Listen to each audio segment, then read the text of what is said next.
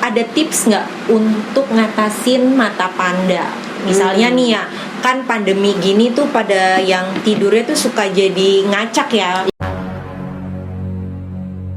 Guys, balik lagi nih. Oke, tadi di tahap 1 kita udah infoin ya siapa sih orangnya, terus sedikit tanya. Nah, ini kita akan tanya-tanya ya, kulik-kulik. Oke, jangan lupa untuk selalu dukung channel ini dengan cara like, komen, dan subscribe. Sekarang juga gue tungguin. Udah? Ada yang belum tuh, nonton doang tuh. Oke, udah. Sip, thank you. Yuk, kita tanya lagi ya. Oh ya guys, nanti kalau misalnya lo mau nanya apa, ada yang mau disampaikan, komen aja ya. Di Boleh bawah nanti ya. aku jawabin lagi. Oke, sip. Oke, ini kan ada ya semacam istilah primer skincare.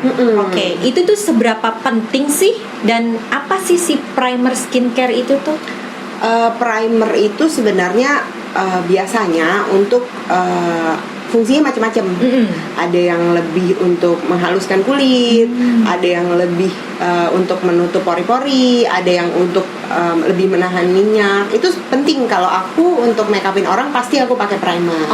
Itu pasti banget. Dan primer itu disesuaikan lagi sama jenis kulit. Nggak mungkin kulitnya udah kering terus aku kasih primer yang lebih matte atau yang nyerap minyak. Yang ada nanti foundationnya akan pecah. Itu jadi penting banget kita kenal primer yang kita pakai dan jenis kulit dan jenis kulit kita. Tapi kalau untuk hari-hari menurut aku nih nggak seberapa penting banget. Meskipun ada orang-orang yang misalnya mungkin kerja satu harian dia butuh biar di bagian hidung gue nih yang berminyak banget bisa lebih tahan. Nah itu bisa dipakein primer yang emang hasilnya buat lebih matte. Atau misalnya ngerasa pori-porinya gede banget nih, bisa juga yang pakai primer yang jenis pore eraser gitu.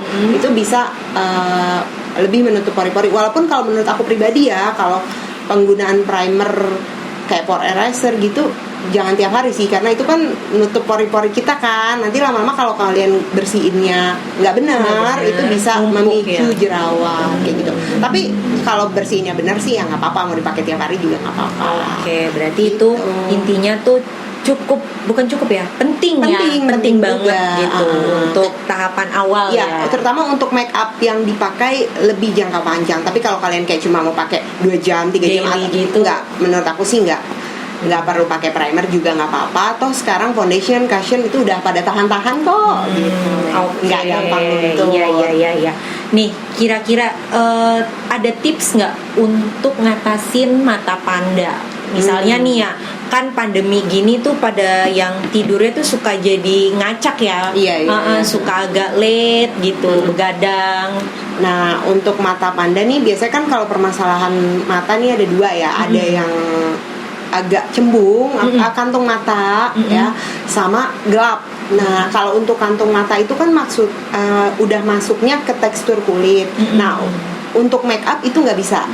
Itu memang harus ya ke dokter kecantikan. Entah di apa, aku kurang paham ya, entah itu disuntik atau disedot atau apa, aku kurang paham. Nah, tapi kalau untuk yang gelap itu bisa dikoreksi. Nah, dikoreksinya ini kadang-kadang banyak orang yang merasa untuk bawah mata itu harus lebih terang. Sering nggak kamu? Iya, benar. Itu terjadi sama diri sendiri. Iya, itu sering banget salah penangkapan bahwa bawah mata itu harus digunakan sesuatu yang lebih terang.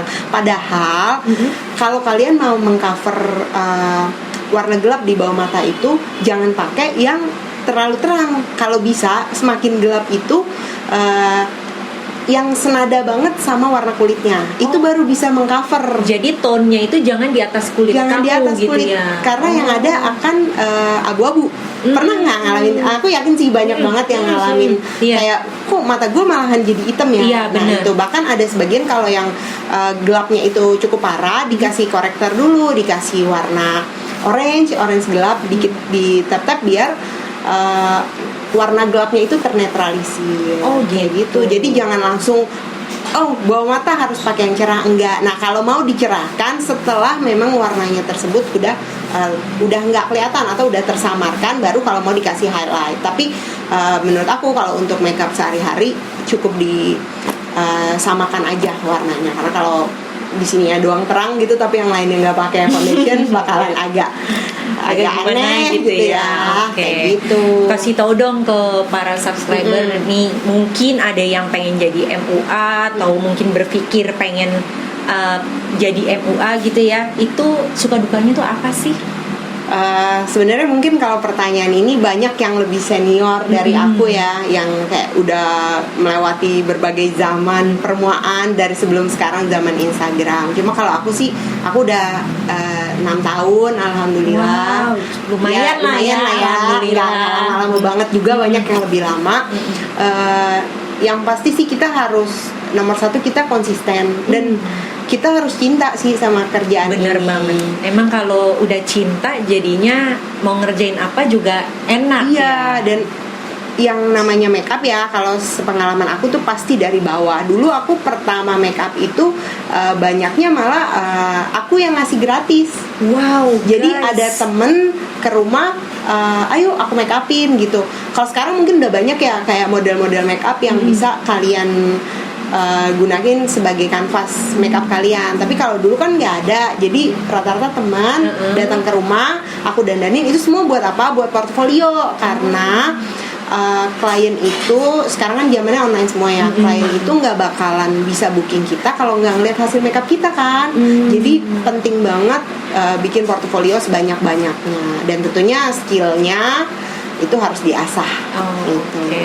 Tapi ada nggak pengalaman yang kayaknya tuh nggak ngenakin banget gitu, atau misalnya kayak aduh susah banget nih si karakter kulitnya atau apanya gitu? Nah, kalau untuk kesulitan kulit wajah kayak gitu sih, menurut aku semakin jam terbang hampir lama-lama kalian bisa mengatasi itu. Tapi memang akan ada masanya kayak gagal, aduh ternyata bedaknya kekeringan nih atau pecah, itu pasti akan ada masanya ya. Cuma diterima aja, justru itu jadi pelajaran Learning kita. by doing, Iya, gitu.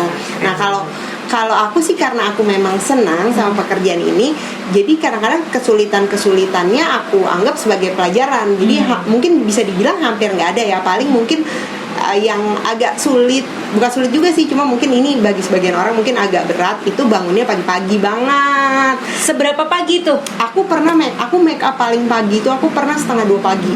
1:30 guys, lu udah pada bangun belum? Jadi orang masih pada tidur, kita udah jalan gitu. Cuma aku inget banget, ini tuh jadi aku nggak pernah ngeluh untuk jam ini, karena dulu tuh aku pernah berdoa, aku nggak mau kerja yang jam kantor. Waduh. Jadi akhirnya benar-benar dikabulin, bukan jam kantor.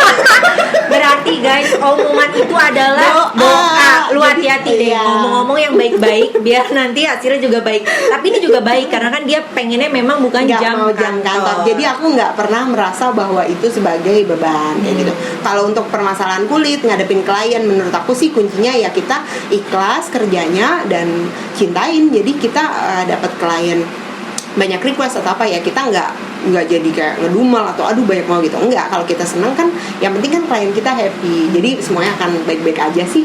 Alhamdulillah. Iya. Tips untuk biar make up tuh tahan lama tuh gimana? Biar make up tahan lama tuh sebenarnya banyak ya, banyak banget faktornya yang bikin makeup itu bisa stay lama. Tapi yang paling simple itu pertama yaitu penggunaan kosmetik sesuai dengan jenis kulit, penggunaan skincare-nya juga sesuai jenis kulit. Karena kalau misalnya nih contoh gampangnya, kamu pakai moisturizer yang bener-bener lembab banget, sedangkan kulit kamu tuh berminyak, terus ditambah lagi terus mau ala-ala dui makeup nih, tapi sebenarnya kulit kamu tuh oily banget ya. Aku sih yakin paling 1 jam bertahan atau 2 jam ya udah buyar gitu. Jadi penggunaan kosmetik yang tepat, terus juga di set bedak tabur itu menurut aku juga kuncian banget sih itu aku gunain bukan cuma buat make upin diri sendiri, tapi make upin klien juga. Pasti yang klien kan kadang-kadang ada yang penggunaan make up sampai 8 jam, 10 jam, itu bedak tabur tuh kunci banget. Terus juga penggunaan setting spray juga itu cukup ngaruh, tapi tetap menurut aku yang paling ngefek itu ya step makeup yang benar dan cocok dengan jenis kulit kayak gitu. Tadi setting spray nih, itu di akhir apa di awal ya?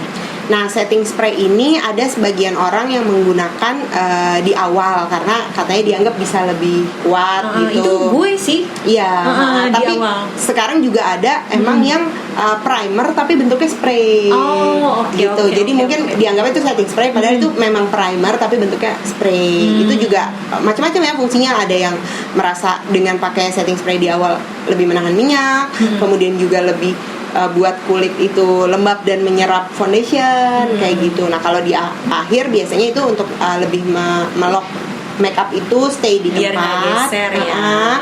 Dan juga kalau aku pribadi aku senangnya pakai setting spray itu setelah kita makeup kan kadang-kadang kita ngerasa aduh tebel banget, udah pakai bedak tabur, bedak ini, pakai blush on, pakai ini. Nah kalau di setting spray itu bakalan akan kelihatan lebih nyatu, Blendingnya gitu. Lebih pas ya. lebih nyatu deh gitu, lebih istilahnya yang residu bedaknya itu bakalan Ngunci aja ya. lebih menyatu, bukan ya lebih menyatu Oh gitu. gitu, oke deh kalau gitu. Gitu.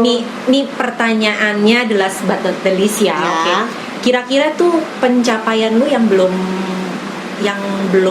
lu capai itu apa gitu? Yang pengen lu goals lu tuh apa gitu iya. untuk kedepannya? Kalau aku tuh sebenarnya punya cita-cita karena aku baru nyelesain pendidikan magister aku ilmu politik. Wow, keren guys, gile. Aku punya cita-cita bahwa aku Ntar lu politik sambil make up gitu ya? aku pengen cita-cita untuk make upin politisi-politisi. Wow, oke. Gitu. Tapi aku ngambil perspektifnya bagaimana make up itu juga bisa mempengaruhi citra diri politisi-politisi tersebut. Jadi sesuai dengan karakter masing-masing. Iya, jadi gimana dengan pakai make up aku, tapi politisi itu bisa terlihat berkesan bagi para konstituen dan masyarakat. Wow, kayak keren gitu sih. banget. Itu cita-cita aku sih ya. Jadi antara politik dan make up. Gila, keren. Benar-benar di luar standar ya. Oke Iya. banget nih goalsnya nih. Oke deh guys. Kalau kali ini tuh segitu aja dulu. Nanti kalau misalnya lo mau nanya apa, tulis di komen ya. Kira-kira gue mesti masak besar lagi kah, review kah? Komen ya. Atau mungkin mau nanya-nanya lagi atau apa, komen aja di bawah ya. Oke, untuk jangan lupa untuk selalu dukung channel ini dengan cara like, komen, dan subscribe. Bye bye, see you in next video. Bye. Thank you ya.